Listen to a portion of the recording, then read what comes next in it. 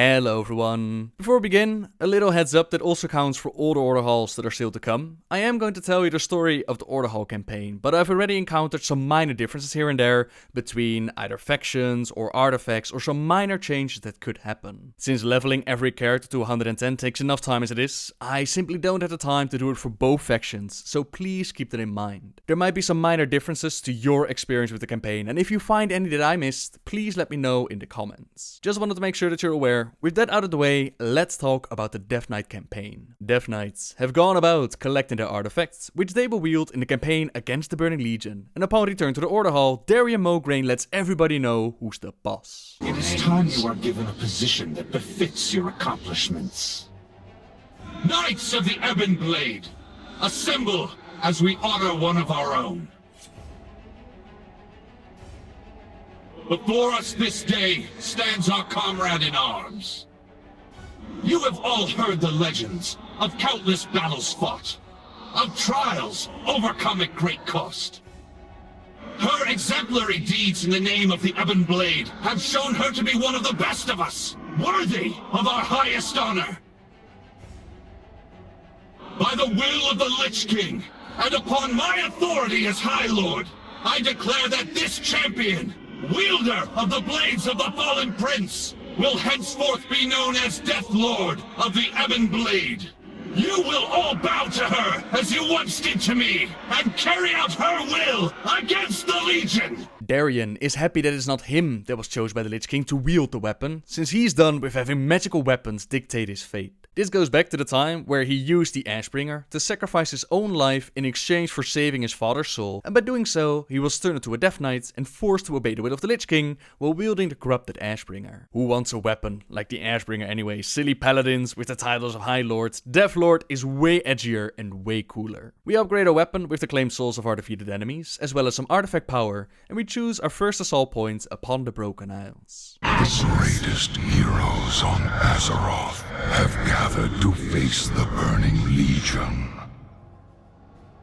But heroes alone will not save this world. Salvation will come at a price the living cannot pay. The time of the Four Horsemen has come, and you will bring about their return. Nazgrim, the fallen general of the Horde, shall be the firstborn. Go now and see that it is done. The Four Horsemen will ride again, and the first time that we saw them was during Classic within Naxxramas. The group back then consisted of Thane Korthas, who held the power of flame, Lady Blaumeux, who could call forth the power of shadows, drawing souls of the living into voracious embrace, and Sir Ziliak, a paladin in life so strong in faith that even in undeath, the power of the light still heeded his call, smiting his foes in battle. Their leader was actually Darian's father, Alexandros Mograine, who was taken by Kel'thuzad after he was betrayed by his eldest son, who took the Ashbringer, stabbed him in the back, and corrupted the blade. As I mentioned earlier, Darian sacrificed himself to save his father's soul, and he did this after adventuring into Naxxramas himself and taking out the Four Horsemen. Death is for the living though, and not the damned, so the three horsemen returned during Wrath of the Lich King, only now they were led by Baron Rivendare, who could formerly be found within Stratholme. They too met their end, and this time by the hands of adventurers, nobody else to claim victory, they clear the wings of Naxxramas, and now there is need for the horsemen once more.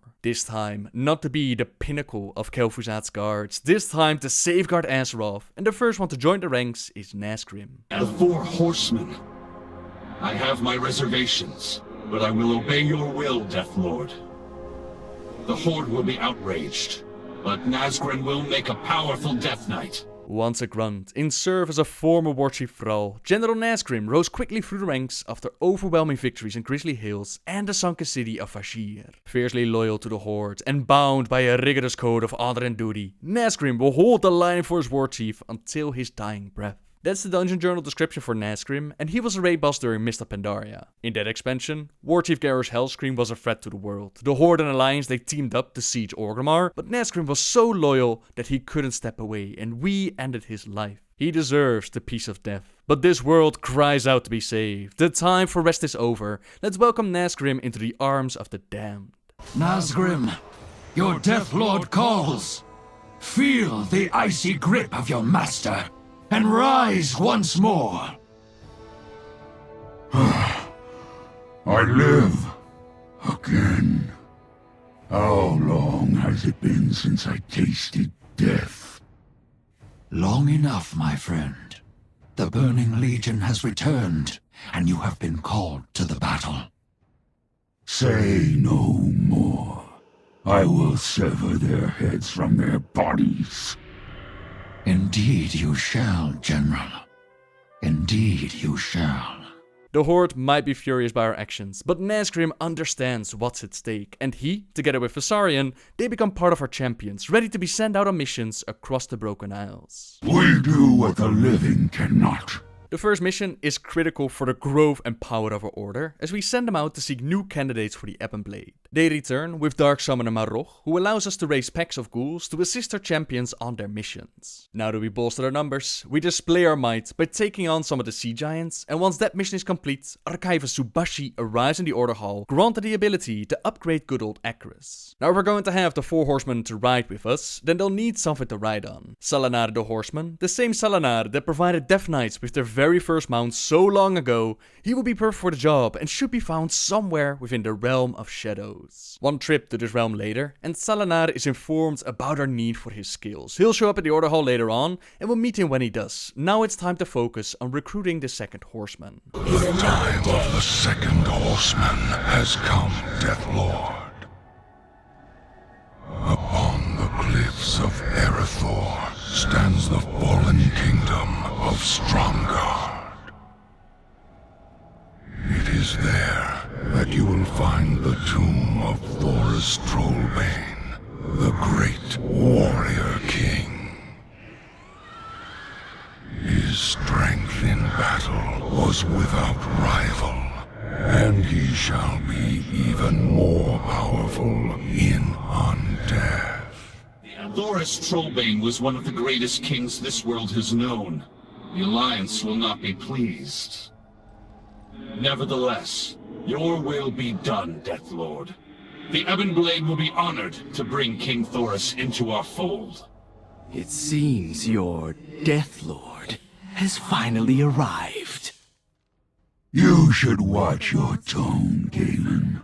Prince Galen is willing to help us with gaining access to the tomb if we help him with his Widowbark problem by cutting down a couple of the trolls and destroying their supplies. This is obviously not the Trollbane that we came for. Our Trollbane was a freaking badass during his time in the Alliance of Lordaeron, when Paranold, another member of the Alliance, when he betrayed their faction and he allowed the first Horde safe passage through his mountains, he basically handed over the planet on a platter. It was Trollbane who realized what was going on. The Horde at the time was laying siege to the capital city of Lordaeron, but Trollbane made his moves and he held back reinforcements for the Horde army. He played a big part in the victory of the Alliance. The Horde was eventually defeated, and in times of peace, the Alliance of Lordaeron started to fall apart. The High Elves of Silvermoon, they turned their back on them, and eventually Gilneas and Stromgarde, led by Trollbane, they did the same. Time passed away, and so did Thoris Trollbane. Now news of his death reached the Horde, and it was Vol'jin who instructed players to go to the ruins of Stromgarde, find the legendary sword Trol'kelar, and take it out of the humans' hands so that they could use it in the conflict against the trolls of Zul'Gurub. The sword had been in the Trollbane line for generations, going back all the way to the Troll Wars, and it was sealed away within Thoris' tomb. In order to unlock the tomb, they had to collect sigils, and one of these sigils was in the hands of Prince Galen Trollbane, which they then murdered, and the troll Zengu took the sword from the tomb with the intention of using it against the trolls of Zul'Gurub. That's not where the tale ends though. Despite many fans wishing for Danav Trollbane to claim the kingdom, and Danav is Thoros' nephew, instead we saw the Forsaken, under the orders of Sylvanas, resurrecting Galen as an undead. Turns out that on his way back, the troll Zengu was actually cut down by humans, and the sword was simply reclaimed. We joined Galen as he served the Dark Lady, and he obtained the blade, a weapon to bring death to the living in the name of the Dark Lady, or at least so they thought. In truth, Galen just sought to reclaim the weapon and his kingdom, and now we find him ruling his ruined kingdom of Stromgarde. After fulfilling his request, we return to hold him to his end of the bargain. Stromgarde is mine at last. You are fools if you think I'll let my father have it back. Guards, seize them! King Galen has made a big mistake by wasting our time and trying to betray the Ebon Blade. If he will not open the tomb of his father, then we must take the sword and do it ourselves. My patience has worn thin as well. Let's find the prince and be done with this. You are fighting against a power you cannot even comprehend. Stromgarde is mine! I will not give it up to my father or anyone else. I am the prince! How dare you! With the blade, we can enter the tomb and resurrect King Thoras, one of the greatest warriors this world has ever known. His people loved him and enemies feared him. He only spoke truth, often saying the words others were afraid to speak. He lived a life of war and certainly deserves the peace of death. But this is not a man who would sleep peacefully while the world around him burns. The time has come to welcome the last true King of Stromgarde into the arms of the dead and damned. My son, where is Galen? Where is the prince who murdered his king? We took his life, my lord. The prince left us little choice. What has become of Stromgarde? Death and ruin. Time has not been kind to this place. Then I have failed as both a father and a king. Stromgarde is lost, but there is still hope for this world, if you will join us. I will do whatever it takes to preserve peace on Azeroth.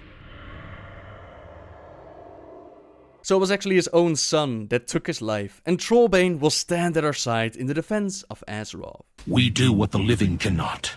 Before we continue with one of my favorite Order Hall campaigns, we first have a side quest that's, in my opinion, a little bit disappointing. Vasarian asked for our aid in rescuing Kel'thuzad, who was taken captive by Sylvanas during the Cataclysm, as she found out that there was a friendship between these two Death Knights, and she thought that it was a weakness. For years, fans speculated on where this might take us, what Sylvanas might do to him, but it turns out to be something that Blizzard is not interested in exploring further. We simply go into the Undercity, we kill a couple of ghouls and blobs and Gurgoth until we find the cage. We are here to free you at last, my brother. Vasarian, is it really you? It has been such a long time. Indeed, it has. We must hurry before the guards come.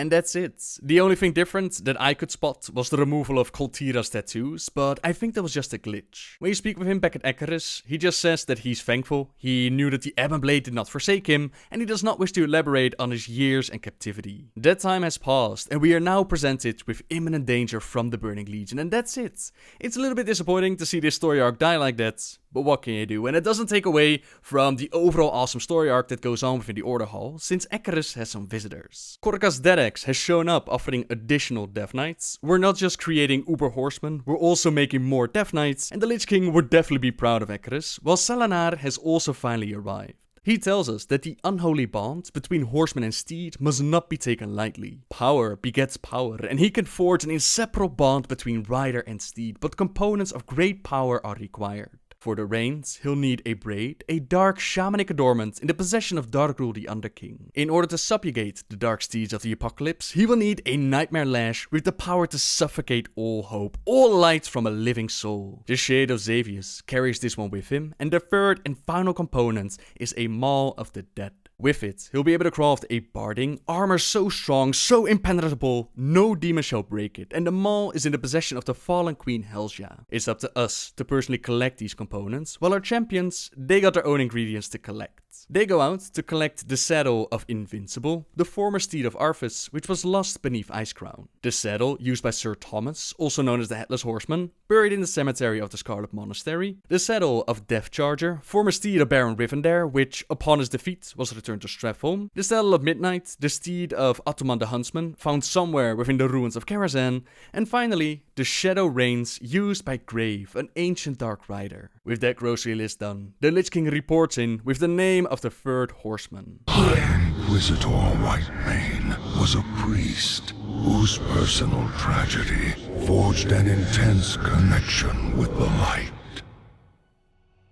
Her zealous This power of will is necessary to strengthen the bond of the Four. Travel to the Scarlet Monastery and raise the High Inquisitor from her tomb inside the cathedral. We must fall. There are few in this world who have lived with more conviction than High Inquisitor Whitemane. Death has a way of quelling the madness of the mind.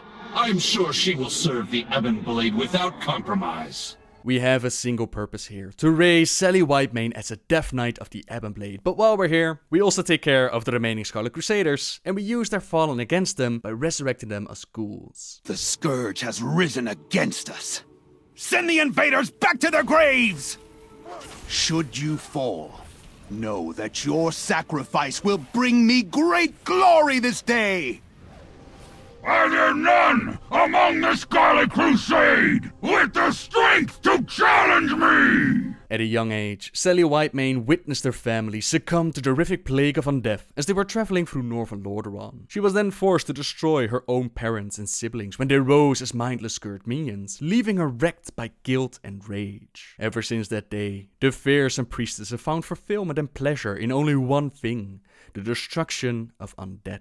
She eventually found her way into an organization called the Scarlet Crusade. Now, those that followed Alexandros Mograine back then, they had a clear vision, cleansing their land of the undead. But as you know by now, Alexandros was betrayed by his eldest son Renaud. It was the Deathlord Balnazar who had taken over the body of Seyden Davrohan, and he convinced Renaud that this was the best course of action. For his betrayal, Balnazar rewarded Renaud by making him the first commander of their organization, and that organization was called the Scarlet Crusade. These were the most fanatic when it came to cleansing their lands, and they thought that the order should remain pure, while others, amongst them Maxwell Therosis, they realized that they were becoming too fanatic. They stepped away, and they formed their own organization, the Argent Dawn, and this is the organization that Darian Mograine joined. Now, as you might imagine, an organization ruled by a Dreadlord from the shadows, that can only mean doom, and several times heroes ventured into the monastery to take care of the Crusade, and several times the Crusade simply crawled away back in. During Mr. Pandaria, we teamed up with Lillian Voss, and we pierced Whitemane's corpse with the Blades of the Anointed, said to be able to permanently kill Whitemane,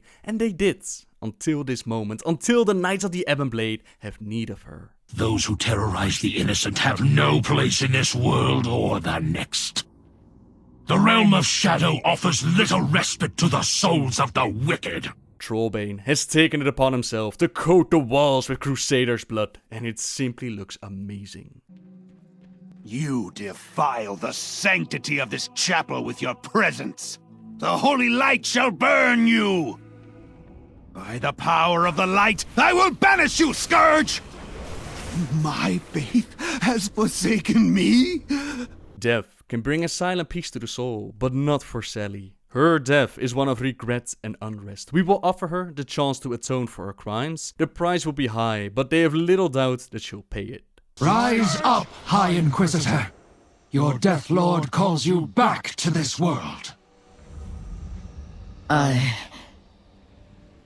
I live?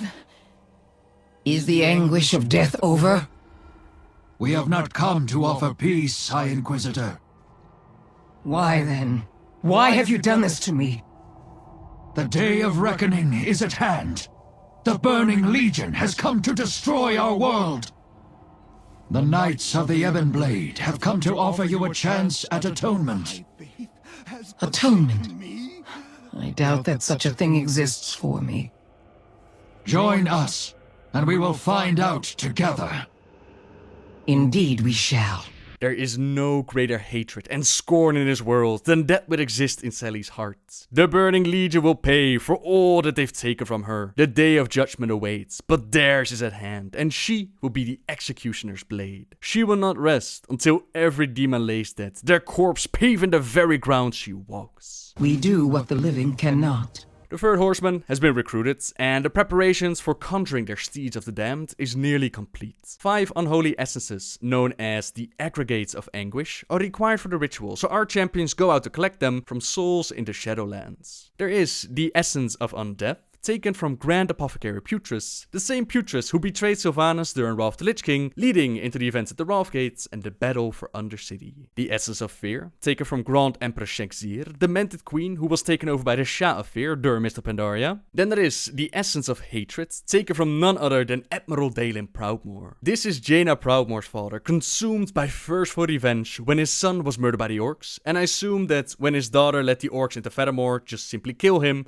I assume that did not help. Then, the Essence of Darkness, taken from Arugal, who summoned a Worgen in the defense of Gilneas, and unfortunately the Worgen turned on their people, causing them to live as Worgen themselves. And finally, the Essence of Shadow, taken from Soulbinder Niami. This one is probably the most interesting, since Soulbinder Niami, she's a Draenei that betrayed her people during Warlords of Draenor, and then we take her out within Auchendoun. She came from alternate Draenor, which means that this realm, the Shadowlands, it transcends realities. On top of that, we can also find out why she betrayed her people, since the quest reward is a letter from Exarch Maladar. The letter begins, "Dear Niami, it is with regret that I must tell you that your son is amongst those kidnapped by the orcs. We fear the worst." So either she was blackmailed, or the worst actually happened to her child. Lost with grief, she turned to the dark side, and she teamed up with the Legion. It's up to us to fill in those blanks, but I thought it was a very, very nice detail to add to this questline. So as we work on the grocery list, a couple of minor questy things happen. We unlock the ability to research the history of our artifacts. We complete world quests to meet the increased aggression from the Legion. The Ebonblade is very happy with our leadership, so they give us a helmet. We collect body parts, amongst them the Eye of Cordana, which is then used to create Rotgut. Rotgut.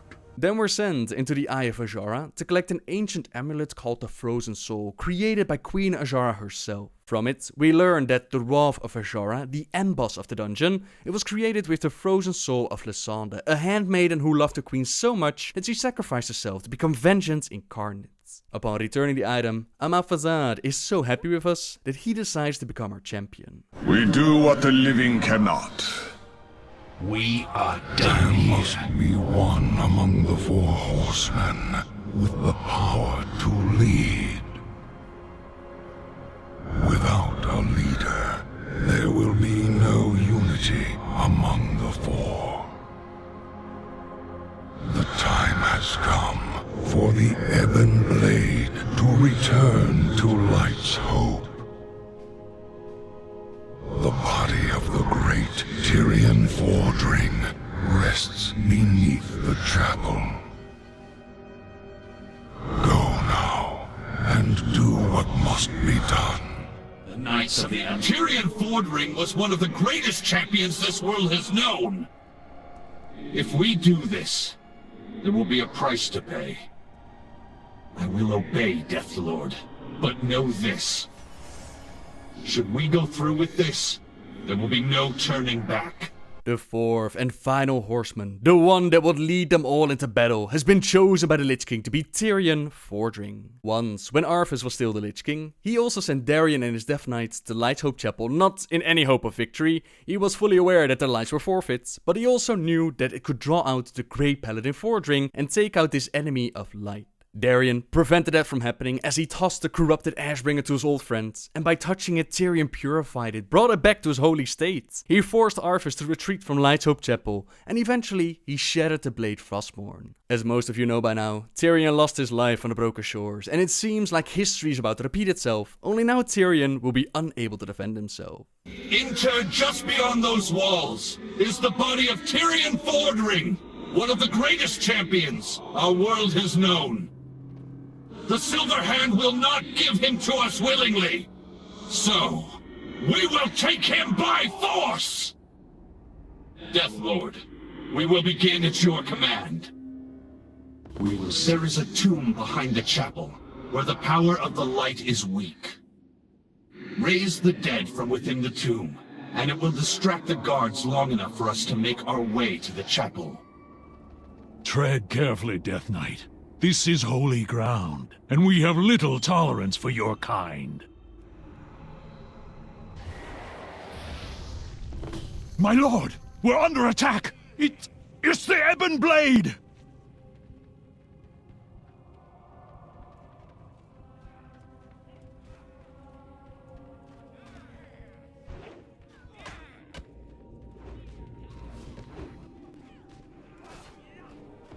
Tyrion's body rests below us, in the Hall of Champions.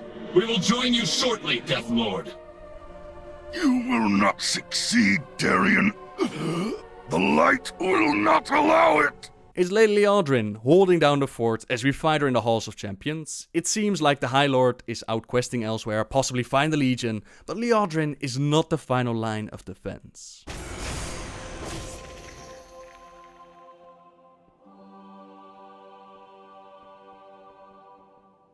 Without monsters, there can be no heroes. The time has come, Deathlord. Tyrion Fordring awaits.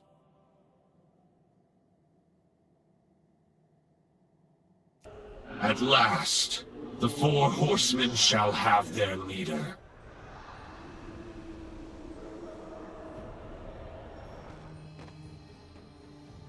What is this?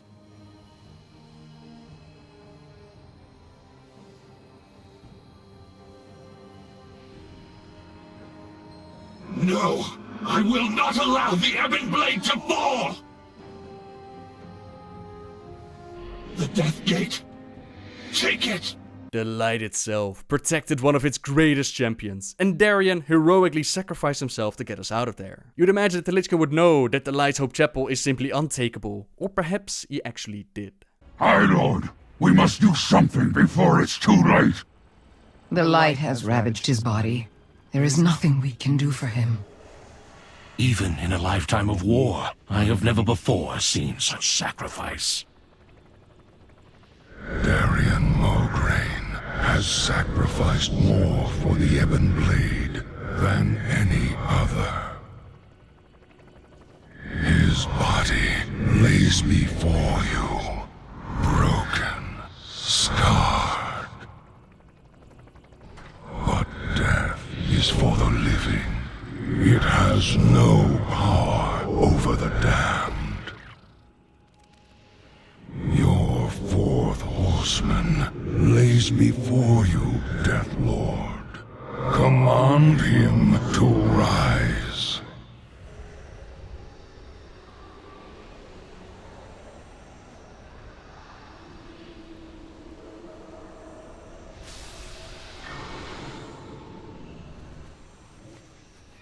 Darion can see now what he did not see before. His destiny was written long ago, and like his father before him, he will take position as leader of the Four Horsemen.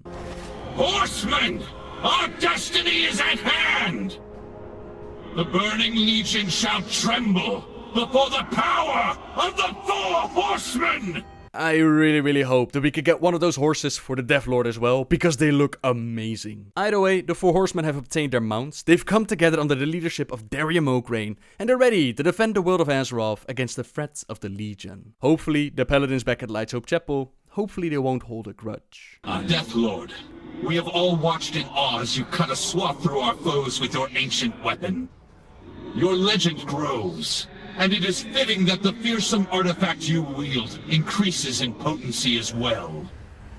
By infusing the resources you've gathered with the souls you've claimed, the Forge will unlock the true potential of your weapon's destructive might.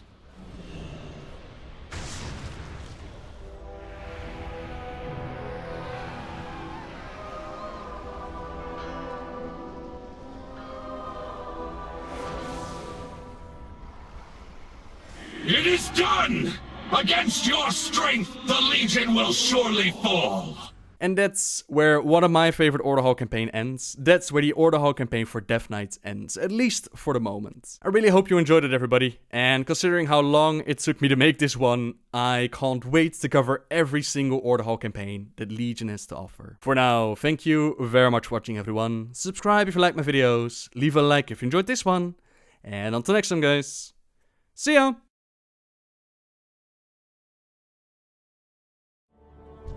The darkness does not die. Rage against the nightmare. Struggle as you will. The infinite dark is patient. We will all be claimed in the end. See the spirits writhe and twist the numberless the shades, forsaken by time. The dead outnumber the living, and always will. So many fallen kings, silent in their numberless graves. Even the mighty are rendered nameless by time. Every king must kneel before death. You believe that you are in control, that your will is your own. Yet you do as he commands. You exist by his whim alone.